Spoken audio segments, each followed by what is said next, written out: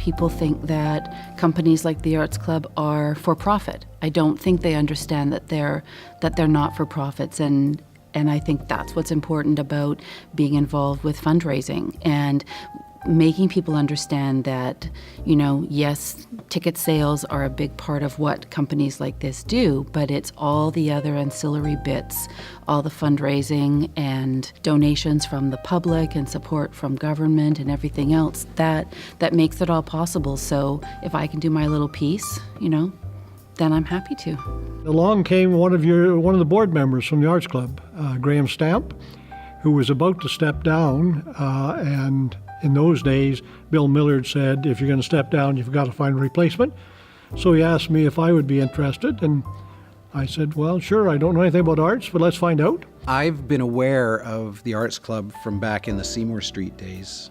It was while I was in university, and my wife-to-be took me to a live theater performance, and I was so taken with it. By the grace of Stan Hamilton that it actually came together, because I don't think that anyone else had really taken the time and attention to finding a location, funding it. They were just big ideas that everyone thought were great, but I don't think that we really had a very good plan at the beginning.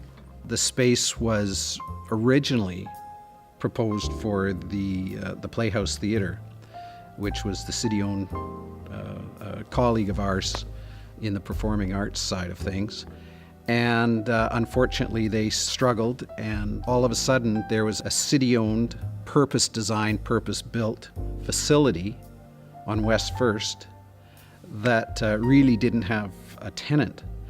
So this notion was floated at the board one day that you know, it could be a collaborative effort between our friends at the Bard and the Beach, the Arts Club Theatre. In November 2014, we finally set foot on the site and started to do a little bit of demolition and get ready for the very heavy structural changes that we needed. It took us all of 2015 through to early 2016 to wrap up virtually everything. The story was not just persuasive to me, but it was persuasive to the corporate community, the individual supporters of the arts in Vancouver. So I was excited about that, and we had a very successful capital campaign that resulted in this wonderful structure. The combination of having access to 4 quite excellent actually, rehearsal halls, plus the theater, and having command over them 24/7 means you can do forward planning.